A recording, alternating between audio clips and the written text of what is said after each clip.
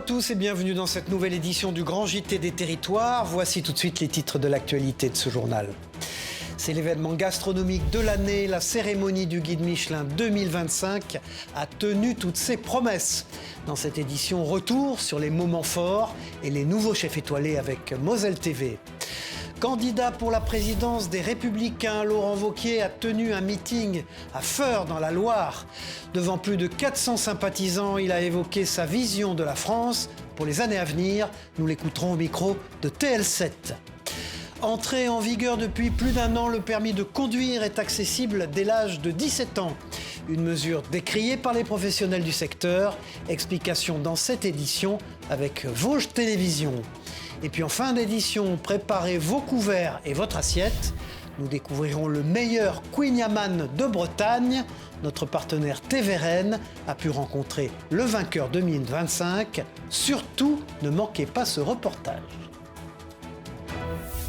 Ce 31 mars avait lieu la mythique cérémonie du Guide Michelin. Cette année, les chefs étoilés s'étaient réunis à Metz. Un événement toujours aussi haut en couleur, avec une dose de joie intense pour les nouveaux chefs étoilés, comme Charles Colombo et son restaurant Yozora. Retour sur cette cérémonie avec Moselle TV. Regardez. Yozora, Charles Colombo, Metz. Consécration pour Yozora. Seulement 9 mois après son ouverture, le restaurant gastronomique décroche sa première étoile au Guide Michelin. Installé au centre Pompidou-Metz, l'établissement aux créations d'inspiration japonaise devient ainsi le premier restaurant étoilé de France à prendre place dans un musée. Pour Charles Colombo, c'est une double reconnaissance puisque le chef gastronomique avait déjà été distingué en 2022 pour la maison dans le parc à Nancy. J'ai quand même été appelé le dernier de la cérémonie, c'est-à-dire qu'ils ont fait défiler tous les départements, toutes les régions, tous les chefs. Et on m'a appelé en dernier, j'ai pas eu de coup de fil comme certains ont eu. Donc j'étais là en ma qualité de chef étoilé en Meurthe-et-Moselle et point barre. Et donc je ne m'attendais à rien. Là c'est une création pure où on a vraiment créé quelque chose de toute pièce. Et donc ça a une saveur vraiment particulière et je suis très heureux. Le Yozora fait partie des 57 établissements français, dont 7 dans le Grand Est, à décrocher leur première étoile. Le millésime 2025 compte également 10 nouvelles étoiles vertes et 9 nouveaux restaurants doublement étoilés, dont la maison nouvelle du chef Philippe Etchebest à Bordeaux. Très honnêtement, on l'espère, on l'attendait bien évidemment, mais on n'est jamais sûr de rien. Donc le doute il s'installe toujours et surtout à ce moment-là. Seuls 2 nouveaux restaurants obtiennent la prestigieuse 3e étoile, l'établissement éponyme du Rochelet Christopher Coutenceau et le coquillage du chef Hugo Rollinger. Satisfait évidemment puisque vous retrouvez votre 3e macaron après l'avoir perdu. Oui, satisfait, c'est même un petit mot. Une joie immense, une joie intense et puis hâte de ramener cette 3e étoile à La Rochelle. C'est eux qui m'ont inspiré pour faire ce métier-là et c'est pour ça que ces 3 étoiles elles sont pour vous, papa, maman. Au total, la sélection du Michelin recommande désormais 654 tables étoilées à travers toute la France. Je vous le disais dans les titres de cette édition, Laurent Wauquiez, candidat à la présidence des Républicains, a tenu un discours devant plus de 400 sympathisants à Feurs, dans la Loire. Écoutons ses motivations au micro de TL7. En ce moment, je sillonne le pays un peu de partout, comme le faisait Jacques Chirac. Et quand on revient chez soi, qu'il y a le soutien de tous les amis, la salle qui est comble, cet esprit aussi qui est l'esprit de la Loire, voilà, ça me fait chaud au cœur et ça me porte parce que je sens qu'ils sont à mes côtés et qu'ils veulent qu'on avance ensemble. Voilà, moi je veux qu'on reconstruise notre pays, je veux qu'on fasse à l'échelle de la France qu'on a pu faire pour notre région. Et c'est pour ça que c'est fondamental pour moi d'avoir leur soutien. Avec des valeurs, avec ce à quoi on croit, avec ce qu'on a fait aussi dans notre région, pas augmenter les impôts, défendre les gens qui travaillent, lutter contre la bureaucratie, être fier de nos agriculteurs. C'est ces valeurs-là qui peuvent rassembler les Français. Et pas les ZFE, pas la bureaucratie, pas tout ce qui encombre. Chaque année, les Antilles sont secouées par des séismes, des phénomènes naturels sans grandes conséquences dans la majorité des cas. Mais doit-on se méfier quand même des séismes en Martinique? C'est la question que s'est posée via ATV sur place. Regardez. On voit que tous les séismes ils vont dessiner le plongement de la plaque Amérique sous la plaque Caraïbe. Et donc c'est au frottement entre les plaques qu'ont lieu les ruptures les plus importantes. Un tremblement de terre de magnitude 4,5, rien d'alarmant, et pourtant, certains commencent à s'inquiéter. L'Observatoire volcanologique de Saint-Pierre tient, lui, à rassurer. Alors, il n'y a rien d'anormal dans les magnitudes des séismes qu'on a enregistrés depuis le début de l'année. Ce ne sont pas les mêmes. En fait, ils ont eu lieu à différents endroits de la plaque, donc en Martinique ou au large ou en profondeur. Et en fait, ils sont liés au phénomène de subduction, c'est-à-dire le plongement des plaques nord- et sud-américaines sous la plaque Caraïbe. Il était à plus de 100 km sous nos pieds. Depuis le début de l'année, 6 séismes ont été enregistrés comme ressentis par la population. En comparaison, 10 à 15 sont ressentis sur une année complète depuis les 20 dernières années. Face à ce chiffre déjà élevé, l'inquiétude ne faiblit pas. Les données historiques nous ont montré qu'on avait pu enregistrer dans le passé au large de la Martinique des séismes qui ont atteint des magnitudes de 7 à 8 et donc qui pourraient faire des dégâts conséquents sur l'île. Face à la possibilité d'un phénomène conséquent sur notre île, des exercices de gestion de crise sismique existent déjà. Se préparer, c'est tout d'abord s'informer, c'est-à-dire essayer d'obtenir l'information. Alors il y a plein d'organismes qui forment au risque naturel majeur, mais sur le site de la préfecture, sur Internet, on a plein d'informations disponibles. Il ne faut pas s'inquiéter, ce sont des phénomènes parfaitement naturels. Deuxièmement, je dirais qu'il faut considérer ces alertes justement comme des moments, comme des petites piqûres de rappel qui permettent justement de se préparer. Donc aujourd'hui, le maître mot, c'est la préparation. Malgré tout, un séisme ne prévient pas et les spécialistes travaillent de plus en plus pour déterminer le moment où la Terre va trembler. Ces professionnels tiennent également à rappeler que ces phénomènes n'ont absolument rien à voir avec l'activité de la montagne Pelée. L'année 2024 a été marquée par une augmentation très significative des saisies de contrefaçon et de drogue. En Nouvelle-Aquitaine, par exemple, les 945 agents ont redoublé d'efforts pour lutter contre ce trafic. Regardez ce reportage de TV7, la chaîne du groupe Sud-Ouest, à l'aéroport de Bordeaux-Mérignac. Emma Sicli. Arrivés à l'aéroport de Bordeaux-Mérignac, les voyageurs en provenance de Madrid doivent maintenant passer par la douane. Ça va, d'alcool ? Non. Certains d'entre eux devront ouvrir leurs bagages. Le passager aujourd'hui arrive en provenance de Mexico et effectivement le risque sur ce pays-là est le trafic de produits stupéfiants, que ce soit la cocaïne bien évidemment, mais également des produits de synthèse. Donc la vérification physique des valises, le passage du maître-chien nous permet de confirmer ou d'infirmer le risque que nous avions potentiellement détecté. Pour ce passager, la fouille n'a pas permis de découvrir des produits illicites. Mais dans le cas contraire, les douaniers effectuent des saisies. Cette année, il s'agissait majoritairement de tabac de contrebande avec pratiquement 19 tonnes récupérées.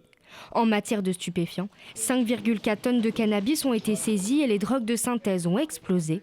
360 kilos de cocaïne par exemple, contre 37 en 2023. Mais ce n'est pas tout. En octobre dernier, la brigade de Dax a saisi 2 tortues grecques transportées illégalement. Dans ce cas, c'est un référent CITES qui prend le relais, comme Christelle. Il y a de l'ivoire, d'éléphant, une tortue marine et un crocodile. Toutes ces espèces-là sont protégées. On vérifie si la personne qui transporte ces marchandises a bien les permis qui autorisent sa détention, les permis CITES. Si elle ne les a pas, c'est des objets qui vont être saisis par la douane. L'année 2024 marque donc une explosion de ces opérations et un engagement fort des douaniers sur le terrain, dans un contexte particulier. On a été une année riche en événements sportifs, Coupe d'Europe de foot, Jeux Olympiques bien sûr 2024. Donc on a eu une augmentation très significative des saisies de contrefaçon sur le territoire. La douane continue ainsi sa lutte contre les trafics et la criminalité organisée. À l'échelle nationale, 110 tonnes de stupéfiants ont été saisies en 2024 pour une valeur de 1,2 milliard d'euros. Tout autre chose dans ce journal, plus d'1 an et demi après l'effondrement de la falaise de la Praz sur la ligne TGV Paris-Milan, les travaux de remise en état des infrastructures ferroviaires touchent à leur fin. Les trains pourront à nouveau relier la France et l'Italie. Regardez ce reportage sur ce chantier d'envergure de Jules Demeure pour 8 Mont-Blanc. Il était encore inaccessible il y a quelques mois. Le tunnel ferroviaire, enseveli par tout un pan de la falaise de la Praz, menacé de s'effondrer. Cette galerie, située au pied de la montagne, servait de merlon, un barrage d'enrochement surmonté d'une fosse. Il permet de réceptionner les blocs de roches en cas d'éboulement, comme ce fut le cas en août 2023. Il faut imaginer qu'à la suite de l'éboulement, toute cette zone était complètement ensevelie par l'éboulement. Donc on avait des blocs ici, des blocs qui ont continué jusque sur la RD 1006. Et donc ici on avait 15 000 mètres cubes de matériaux stockés sur la galerie. Face au risque d'effondrement de la voûte, les équipes de SNCF Réseau ont attendu la fin de la sécurisation de la falaise pour pénétrer dans la galerie. Mais avant de s'atteler à la remise en état des installations ferroviaires, l'ouvrage a dû être consolidé. Toutes les traces blanches qu'on voit qui sont longitudinales, qui sont longilignes, ce sont des fissures millimétriques qu'on est venu injecter, qu'on est venu colmater pour rigidifier la structure de la galerie. Lorsqu'on avait le cône d'éboulement, on a eu de l'ordre de 20 mm de mouvement de la galerie ferroviaire. Avec le déchargement, la galerie est revenue à sa position initiale. Sur un total de 300 mètres de tunnel, seuls les 120 derniers mètres ont été endommagés par l'éboulement. Et avec la sécurisation de la voûte et de la falaise terminée, les ouvriers se sont attaqués ces dernières semaines à l'ultime phase des travaux au niveau de l'entrée du tunnel. Ici, on a changé l'intégralité de la plateforme ferroviaire, donc le ballast, les traverses, les rails et également 150 mètres de caténaire, le fil de contact qui permet d'alimenter les trains. Les derniers ouvriers sont encore à l'œuvre sur la reconstruction du couronnement du tunnel, mais cela ne devrait pas empêcher la reprise du trafic ferroviaire franco-italien après 18 mois de travaux. Avis aux fumeurs, c'est une maladie qui touche près de 3,5 millions de Français chaque année et pourtant peu connaissent la BPCO ou plutôt la maladie du fumeur. Elle est la 3e cause de mortalité par tabac dans le monde. Mais alors qu'est-ce que c'est que cette BPCO ? Réponse avec la Provence qui s'est rendue dans un service de pneumologie marseillais. Il a un poumon qui a à peu près 25 ans de plus que lui. Et donc forcément, le handicap respiratoire est notable. La bronchopneumopathie chronique obstructive, c'est le nom barbare d'une maladie qui touche 3,5 millions de Français chaque année. Dans 85% des cas, elle est causée par le tabagisme et se manifeste par un essoufflement, de la fatigue et une toux persistante. À l'hôpital Saint-Joseph, c'est grâce à une spirométrie que la maladie est diagnostiquée. La qualité de vie va dépendre un petit peu de la sévérité de la maladie. Mais pour les patients les plus sévères, il faut vous imaginer, c'est comme si vous prenez, vous, une paille de tout petit calibre et vous respirez en permanence dans cette paille et essayez de marcher, monter des escaliers en respirant uniquement par une paille de petit calibre, vous allez très vite en ressentir le handicap. Une fois le diagnostic posé, le patient devra réaliser un sevrage tabagique associé à un traitement médicamenteux et à une activité physique adaptée. Mais dans certains cas, une endoscopie bronchique peut être proposée. Quand on a du poumon qui est détruit, le poumon, il a des bulles qui ne servent à rien, en fait, des trous. Et donc, ça crée ce qu'on appelle une distension et donc un handicap respiratoire. Et l'objectif est de pouvoir réduire ce volume pulmonaire. Là, on joue sur les symptômes, c'est-à-dire qu'on essaye de réduire la distension du poumon et donc le handicap respiratoire inhérent à cette distension du poumon. En France, la BPCO cause 17 000 décès chaque année. Et pourtant, 60% des patients ne sont pas diagnostiqués. Détectés tardivement, cette maladie peut évoluer vers une insuffisance respiratoire chronique. Depuis le 1er janvier 2024, l'épreuve du permis de conduire est accessible dès l'âge de 17 ans. Une mesure du gouvernement très appréciée par les jeunes, mais décriée par les professionnels du secteur. Voici pourquoi, avec ce reportage de Vosges TV. Regardez. On a largement la place pour reculer. Manon a 17 ans et dans quelques semaines, elle pourra passer son permis de conduire. Un examen anticipé, accessible depuis plusieurs années déjà, mais qui jusque-là ne permettait pas aux mineurs de prendre le volant sans la supervision de leurs parents. C'est désormais possible depuis le 1er janvier 2024, un point positif pour la mobilité des jeunes, parfois difficile dans nos territoires ruraux. Il n'y a pas trop de bus, puis les parents ne sont pas toujours disponibles, donc on ne peut pas trop faire comme on veut. Là, ça permet d'avoir une certaine indépendance. Il fait beau, il y a du monde. On fait bien gaffe aux piétons, c'est le danger principal. Comme elle, plus de 290 000 jeunes ont passé leur permis à 17 ans l'année dernière. Une réforme jugée toutefois précipitée par les professionnels du secteur qui ont dû s'adapter à l'image de cette école de conduite qui compte 550 inscrits dans les Vosges. Ça a amené, c'est sûr, un flux d'inscriptions qu'il a fallu gérer, encore un plus, des petites choses qui n'avaient pas forcément été pensées dans les hauts lieux, notamment dans les bases des assureurs. Il n'était pas prévu qu'un conducteur soit légalement seul au volant à 17 ans, en fait. De même, le dispositif de conduite supervisée ainsi que l'aide au financement du permis proposé par les CFA n'ont pas été avancés à l'âge de 17 ans. Un non-sens aux yeux des professionnels, alors que les apprentis sont justement les plus concernés par la réforme. Clairement, moi, ça m'est arrivé de dire cet élève-là, je le passe en priorité, plutôt que d'avoir des parents qui les conduisent à 4h, 6h du matin, quand c'est des professions où il faut se lever tôt. Plus d'inscrits au permis donc, mais pas de créneaux supplémentaires accordés aux auto-écoles pour le passage des examens, tout comme le nombre de moniteurs qui n'a pas augmenté faute de candidats en pénurie au niveau national. Autant de problématiques qui divisent encore l'opinion. Partons à Montpellier maintenant, où depuis octobre 2023, de nouveaux agents de sécurité patrouillent au sein des logements sociaux de la ville. Ce type d'unité reste très peu répandu en France. Mais alors, quelles sont les missions de cette brigade très spéciale? Réponse avec cette immersion proposée par notre partenaire Via Occitanie, Justine Barrault. Depuis octobre 2023, de nouveaux agents de sécurité patrouillent au sein des logements sociaux de la ville de Montpellier. Le groupement de sûreté résidentielle interbailleurs effectue plusieurs rondes dans une journée, contrôlant l'état des bâtiments et s'assurant de la tranquillité des résidences. Ce soir-là, quelques rappels au règlement pour certains locataires. Juste pour vous rappeler que c'est interdit de consommer des cigarettes dans les locaux. Et des saisies de stupéfiants qui sont ensuite ramenées à la police nationale. Ils sont obligés de vérifier si toute la partie électrique, il n'y a pas de problème. Et surtout, là par exemple, vous voyez en fait, ils avaient tout cassé et ils arrivent à aller derrière le bâtiment. Et en fait, il y avait un gars qui était posté ici avec une chaise. Et il se faisait passer des stupéfiants par là en fait. Ce type d'unité existe dans peu de villes en France. Paris, Nice ou Toulouse ont également mis en place ce dispositif de sécurité. À Montpellier, c'est une nouveauté sous l'impulsion du maire de la ville. L'objectif du GSRI, c'est de traiter le sentiment d'insécurité. C'est aussi de traiter des résidences qui sont parfois en difficulté. C'est-à-dire, le GSRI, il est aussi là pour repérer des bâtiments qui sont cassés, des ascenseurs qui ne fonctionnent pas, des ampoules qu'il faut changer, des places de parking qui sont privatisées par de la mécanique sauvage. Pour construire cette équipe, il a fallu tout penser, de la formation à la cartographie des résidences surveillées.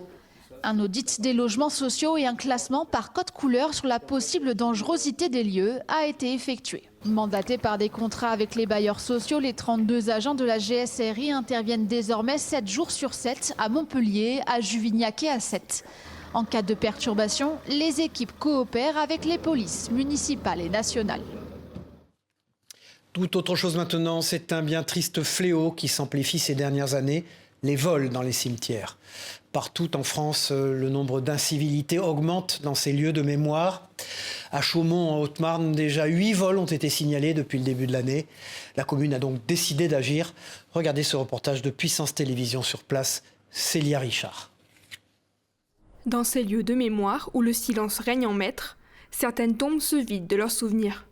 Fleurs fanées, plaques disparues ou stèles abîmées, les cimetières deviennent parfois le théâtre d'actes malveillants. La ville de Chaumont, comme d'autres communes malheureusement en France, depuis un certain nombre d'années, connaît des vols dans ces cimetières et tout particulièrement au cimetière Clamart. Ça a commencé par des vols de fleurs essentiellement et puis maintenant des vols aussi des objets qui peuvent être mis sur les tombes. À Chaumont, depuis le début de l'année, 8 vols ont déjà été signalés. Un chiffre significatif puisqu'il représente le nombre total de signalements en 2024 et la moitié des objets dérobés en 2023. Pour y remédier, la ville a mis en place une caméra mobile afin de surveiller 24 heures sur 24, des rondes plus régulières des policiers municipaux, mais a aussi intensifié la présence de Laure, la gardienne du cimetière. On fait un tour de surveillance pour voir s'il n'y a rien eu qui a bougé la nuit. Bon, après, le site est grand, donc c'est pas toujours évident de tout voir. Une fleur, quelque chose d'assez beau, ou autre, même un petit objet peut être volé. Et donc nous, on leur conseille de prendre des photos avant, quand ils posent leur objet. Et puis s'il y a un vol derrière, on est là pour les accueillir. Donc on enregistre leur vol sur un cahier qui remonte à Madame le maire qui est au courant. On incite surtout les gens à aller porter plainte. Pour rappel, le vol sur les tombes est passible d'1 an de prison et de 15 000 € d'amende. Cette semaine, c'était Claude Malhuret qui était l'invité de Face au territoire sur TV5 Monde avec la presse quotidienne régionale. L'ancien ministre et sénateur qui a créé un véritable buzz mondial avec ses déclarations contre l'administration Trump a répondu aux questions de nos partenaires. Écoutons Claude Malhuret. Le bouchon sous kétamine, il s'agissait d'Elon Musk, c'est votre formule, et la cour de Néron concernant Donald Trump. D'ailleurs, je regrette d'avoir dit la cour de Néron, j'aurais dû dire la cour de Caligula. Il est plus proche de Caligula que de Néron. Vous aviez vraiment pensé ces formules? Vous les aviez... ça m'est venu comme... Voilà, vraiment, ça vous est venu comme ça? Je n'ai pas travaillé ça m'est venu comme ça. C'est un incendiaire, quoi. Donc Trump, c'est un type qui fout le feu partout, donc ça m'a fait penser à Néron. Véritable emblème de la gastronomie bretonne, le kouign-amann est une spécialité à base de pâte feuilletée, de beurre et de sucre caramélisé. Originaire du Finistère, c'est pourtant un boulanger d'Ille-et-Vilaine qui a reçu cette année le titre de meilleur kouign-amann de Bretagne. Partons tout de suite découvrir les secrets de fabrication avec ce reportage de TV Rennes. Et n'oubliez pas vos couverts et votre assiette. Voici le meilleur kouign-amann de Bretagne. N'en déplaise aux Finistériens, il a été conçu ici à Béton par Frédéric Lecam. Et pour ce faire, c'est tous les employés de la boulangerie qui ont mis la main à la pâte. Chacun me donnait sa version. Alors il y en a, c'était pas assez cuit, trop salé, trop de caramel. Donc à chaque fois, j'essayais de modifier les critères pour que ce soit unanime à la fin. Au bout d'un moment, ils m'ont dit, bah là, celui-là, il est bien, il est abouti. Alors je sais pas si c'était du lard ou du cochon, parce qu'ils en avaient tellement marre de manger du kouign-amann que peut-être qu'à la fin, ils m'ont dit, oui, celui-là, il est bon. Enfin, pour finir, je suis parti sur la recette qu'on avait déterminée. Cette année, c'est vous le meilleur, quoi. C'est moi le meilleur. Je prends. Pour ce costard mauricain, c'est la consécration après 4 tentatives, dont la première, il y a plus de 20 ans. C'est vraiment un prix qui me plaît parce que j'aime bien le kouign-amann, je suis breton pur beurre, on va dire. Dans nos professions, aujourd'hui, il faut toujours aller plus vite. Donc gagner un produit traditionnel, je trouve que c'est super. Et quand on lui demande le secret... Que ce soit croustillant autour et puis bien moelleux à l'intérieur. Et qu'il y ait un bon goût de caramel. Le boulanger remettra son prix en jeu l'année prochaine, même s'il a avoué espérer le garder quelques années. Toujours en matière de gastronomie, l'année 2024 a été une très bonne année pour les producteurs de chaours. Les ventes de ce fromage ont augmenté de 0,4%. Une situation encourageante pour la profession, mais qui reste vigilante pour le futur. Écoutons Didier Lincé, le président du syndicat de défense du fromage de chaours, au micro de Canal 32. Après 2 années de légère diminution, c'est plutôt une bonne nouvelle. Ça veut dire que le consommateur achète du chaours, réclame du chaours, et aussi bien d'ailleurs en France qu'à l'exportation. J'ai connaissance de plusieurs appellations qui ont eu des volumes en baisse. Bon, nous progressons, donc on ne peut que se réjouir. Et puis cette semaine, vous pourrez retrouver en kiosque 2 nouvelles éditions du magazine Le Point, consacré aux villes de Lyon et de Neuilly-sur-Seine. La première propose un dossier sur la ville de Lyon qui s'impose comme la capitale de la santé avec des médecins de renom pour devenir un acteur clé des soins de demain. L'édition sur la ville de Neuilly, quant à elle, se penche sur une petite révolution opérée par la commune. Vous verrez, ces 2 éditions spéciales du Point sont bien sûr à retrouver dans vos kiosques ce week-end. Et puis c'est l'un des rendez-vous incontournables de la saison hivernale, Tomorrowland Winter, ce festival de musique techno qui regroupe chaque jour près de 10 000 personnes à l'Alpe d'Huez. D'habitude non accessible aux enfants, cette année, une exception, l'événement a proposé une formation de DJ aux plus petits, une initiative qui a beaucoup plu et que nous découvrons grâce à Télé Grenoble et à l'Alpe d'Huez TV. Regardez. Casque sur la tête et platine en main, c'est au tour des enfants de faire leur show. Pendant 1h30, la Tomorrowland Academy forme les futures générations de DJ sous les conseils de Fabio, de son nom d'artiste, E-Wave. Là, tu vois, maintenant, il y a moins de chants, il y a juste le refrain, et là, tu peux faire ta transition. Je pense que ça reste quand même une activité ludique et c'est pour ouvrir et pour arrêter d'avoir cette image de festival et qui peut être parfois... mêlé à des images d'adultes où on voit alcool ou autre. Et en fait, le but, c'est vraiment de partager la musique.